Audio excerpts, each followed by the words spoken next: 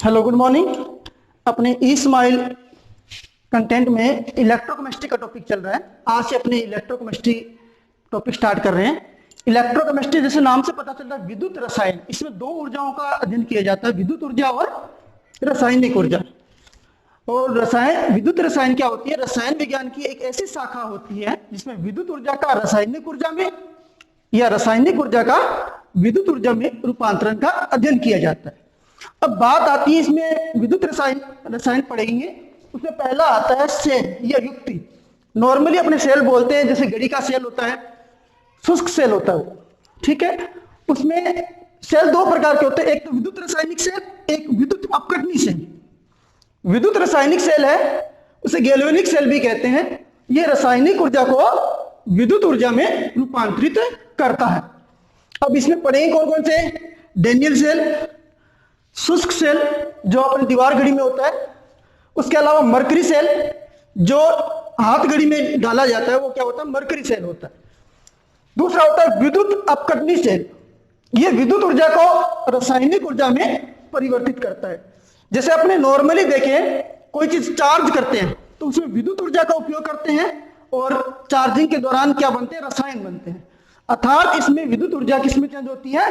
रासायनिक ऊर्जा में चेंज होती है। इसमें दूसरा इसका उदाहरण आता है विद्युत लेपन।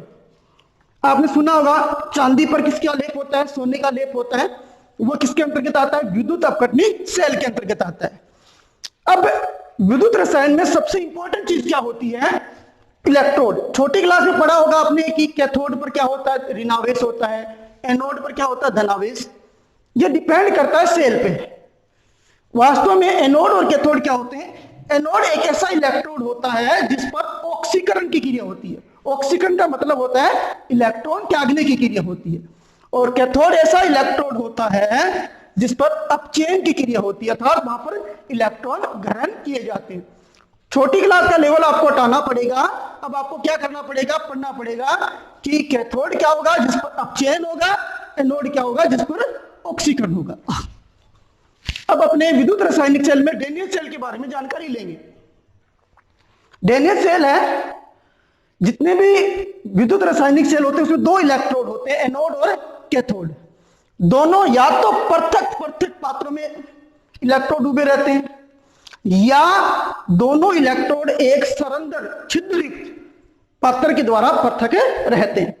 अब अपने एक डेनियल सेल की बात करें, डेनियल सेल में दो इलेक्ट्रोड होते हैं, जिंक इलेक्ट्रोड और कॉपर इलेक्ट्रोड। जिंक इलेक्ट्रोड किसका कार्य करता है? एनोड का। और कॉपर इलेक्ट्रोड किसका कार्य करता है? कैथोड का कार्य करता है। डेनियल सेल में जिंक इलेक्ट्रोड जो एनोड का कार्य करता है वो जिंक सल्फेट के विलयन में डूबा रहता है। कॉपर इलेक्ट्रोड जो कैथोड का कार्य करता है वो कॉपर सल्फेट के विलयन में या कॉपर आयनों के विलयन में डूबा रहता है। अब ये दोनों इलेक्ट्रोड है, इनके पात्र को बोलते हैं अर्ध सेल। क्या बोलते हैं? अर्ध सेल। दोनों अर्ध सेल एक उल्टे यू आकार की नली से जुड़े रहते हैं, जिसे हम क्या बोलते हैं? लवण सेतु कहते हैं। ये कक्षा 11 में पढ़ चुके हैं, अपने इसका आगे अध्ययन करेंगे। लवण सेतु क्या होती है? एक उल्टे यू आकार की कांच की नली होती है जिसमें अक्रिय विद्युत अपघट्य का सांद्र विलयन भरा रहता है। यहां पे एक चीज आई है, अक्रिय विद्युत अपघट्य। अक्रिय का मतलब इसमें जो लवण लिया जाता है उसके आयन रेडॉक्स अभिक्रिया अर्थात ऑक्सीकरण या अपचयन में भाग नहीं लेते हैं। अब बात आती है डेनियल सेल में होने वाली सेल अभिक्रिया की। डेनियल सेल में दो इलेक्ट्रोड होते हैं, जिंक इलेक्ट्रोड और कॉपर इलेक्ट्रोड। जिंक इलेक्ट्रोड पर क्या होती है? ऑक्सीकरण की क्रिया होती है। ये जिंक इलेक्ट्रोड है वो अपने दो इलेक्ट्रॉन त्याग कर जिंक आयन के रूप में विलीन में आ जाता है। और ये कॉपर इलेक्ट्रोड जो कैथोड का कार्य करता है उसमें इस विलयन में मैंने आपको बताया था, ये जिंक इलेक्ट्रोड किसमें डूबा रहता है? कॉपर सल्फेट के विलयन में, जिसमें दो आयन होते हैं, कॉपर आयन और सल्फेट आयन। इनमें से जो कॉपर आयन होता है, जिस जिंक इलेक्ट्रॉन ने इलेक्ट्रॉन त्यागे थे, वो किसकी ओर जाएंगे? कैथोड की ओर जाएंगे। ये इलेक्ट्रॉन यहां पे आएंगे और इस विलयन में कौन सा आयन है? कॉपर आयन, जो दो इलेक्ट्रॉन ग्रहण करके क्या बना लेगा? कॉपर बना। देखो अपने डेनियल सेल में एनोड और कैथोड की अभिक्रिया पढ़ चुके हैं। तो नेट अभिक्रिया मतलब एनोड और कैथोड पर दोनों की सम्मिलित रूप से अभिक्रिया क्या होती है। तो आपने देखा कि जिंक है एनोड का काम कर रहा था, वो किसमें चेंज हुआ, जिंक आयन में, और कॉपर आयन किसमें चेंज हुआ, कॉपर में। दोनों अभिक्रियाओं को जोड़ेंगे तो इलेक्ट्रॉन से इलेक्ट्रॉन कैंसिल हो जाएंगे, बाई साइड पे जोड़ेंगे तो क्या होगा, जिंक प्लस में कॉपर आयन। तो जिंक ने इलेक्ट्रॉन जाके क्या बनाया, जिंक आयन, और कॉपर आयन ने इलेक्ट्रॉन ग्रहण करके क्या बनाया, कॉपर। तो नेट सेल अभिक्रिया जिंक प्लस में कॉपर आयन बराबर जिंक आयन प्लस में कॉपर। लेने के बाद आइए तो इस डेनियल सेल की सेल अभिक्रिया में देखो, ये जिंक इलेक्ट्रॉन क्या लगा और क्या बनाया, जिंक आयन। तो जिंक आयन किसमें आ गया, विलियन में।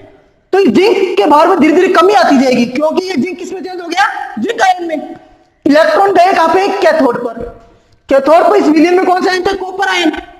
कॉपर आयन ने 2 इलेक्ट्रॉन ग्रहण किया और क्या बनाया, कॉपर। तो कॉपर आयन से क्या बन गया, कॉपर धातु बन गई। तो इसके ऊपर जमना शुरू हो जाएगा कॉपर, इसके बारे में क्या हो जाएगी, वर्दी हो जाएगी। अब बात आती है डेनियल सेल में, मैंने लवण सेतु के बारे में बताया था। ये कहा था लवण सेतु एक उल्टे यू आकार की नली होती है जिसमें अक्रिय विद्युत अपकट्य, थोड़ी देर पहले बोला था अक्रिय विद्युत अपकट्य का मतलब है इसमें लवण सेतु में जो आप आयन यूज करते हो वो रेडॉक्स अभिक्रिया में भाग नहीं लेते, अर्थात ऑक्सीकरण या चेन में भाग नहीं लेते। तो मैंने आपको बताया था लवण सेतु एक उल्टे यू आकार की नली है जिसमें अक्रिय विद्युत अपघट्य का सांद्र विलयन भरा रहता है। अब इसका कार्य क्या है, कार्य आपके सामने देखो। एक तो ये विद्युत परिपथ को पूर्ण कर रहा है, दोनों अर्धसेल को ये आपस में जोड़ रहा है। दूसरी बात आती है ये आयनों के प्रवाह के द्वारा दोनों अर्धसेल के विलयनों को उदासीन बनाए रखता है। जैसे आपको मैंने बताया था जैसे जिंक आयन के रूप में आया, जिंक आयन तो अकेला रह गया। तो इस लवण सेतु से जैसे आपने यूज कर लिया K2SO4, तो लवण सेतु से इसमें कौन आएगा, सल्फेट आयन आएगा। और जो ये जिंक आयन बना था उससे क्रिया करके क्या बना देगा, जिंक सल्फेट। इसी तरीके से कैथोड पर क्या हुआ, कॉपर ने इलेक्ट्रॉन ग्रहण किए, इलेक्ट्रॉन ग्रहण करके क्या बना गया, कॉपर। इसमें कौन सा आयन रहेगा, सल्फेट। सल्फेट आयन को उदासीन करने के लिए मान लो आपने कॉपर सल्फेट का यूज किया तो इसमें कौन सा आयन आएंगे, पोटेशियम आयन इस विलयन में। तो दोनों अर्धसेल के विलयनों को ये क्या बनाए रखता है, विद्युत उदासीन बनाए रखता है। मेन बात है लवण सेतु में आप हर किसी लवण का उपयोग नहीं कर सकते। ऐसे लवण का उपयोग करोगे जिसमें धनायन और ऋणायन की गतिशीलता क्या हो, समान हो। जितनी धनायन की गति हो उतनी किसकी होनी चाहिए, ऋणायन की। अब बात नेट सेल अभिक्रिया होगी। इसके बाद मैंने आपको क्या बता दिया, लवण सेतु का कार्य। लवण सेतु का कार्य मैंने बताया था ये आयनों के प्रवाह के द्वारा दोनों अर्धसेल के विलयनों को विद्युत उदासीन बनाए रखता है, और विद्युत परिपथ क्या करता है, पूर्ण करता है। अब इस डेनियल सेल में सेल अभिक्रिया हुई है तो आपके सामने है जिंक किसके रूप में आया, जिंक आयन के रूप में। तो इसके बारे में क्या होगी, कमी होगी। और कॉपर आयन किसके रूप में गया, कॉपर में। इसके बारे में क्या होगी, वर्दी। जैसे ये जिंक आयन, जिंक किसके रूप में आया, जिंक आयन के रूप में। तो यहाँ पे आपने जो जिंक सल्फेट लिया है इसकी सांद्रता बढ़ जाएगी, क्योंकि जिंक आयन यहां से आएगा और लवण सेतु से कौन सा आयन आएगा, सल्फेट। तो क्या बना लेगा ये, जिंक सल्फेट। तो इसकी सांद्रता में क्या हो जाएगी, वर्दी।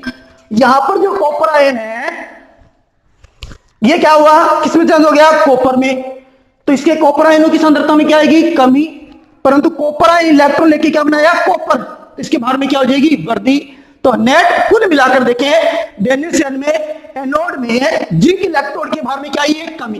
क्यों, जिंक किसके रूप में आ गया, जिंक आयन के रूप में। और जिंक आयन की सांद्रता में क्या होगी, वर्दी, क्योंकि जिंक किसके रूप में आ गया, जिंक आयन के रूप में। इस विलयन में जिंक आयनों की संख्या बढ़ जाएगी। उसी प्रकार कैथोड पर देखें कॉपर आयन क्या बना गया, कॉपर। कॉपर आयन क्या बना गया, कॉपर। तो कॉपर आयनों की सांद्रता में क्या आ जाएगी, कमी, और कॉपर के भार में क्या हो जाएगी, वर्दी। ये लिख रखा है देखो, कैथोड पर कॉपर इलेक्ट्रोड के भार में क्या होती है, वर्दी होती है, और कॉपर आयनों की सांद्रता में क्या होती है, कमी। थोड़ा 1 मिनट रुकना भाई। कॉपर आयन की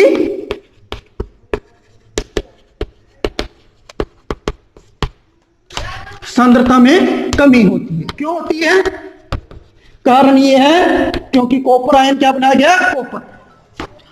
क्योंकि ये कॉपर आयन किसमें चेंज हो गया, कॉपर में चेंज हो गया। धन्यवाद।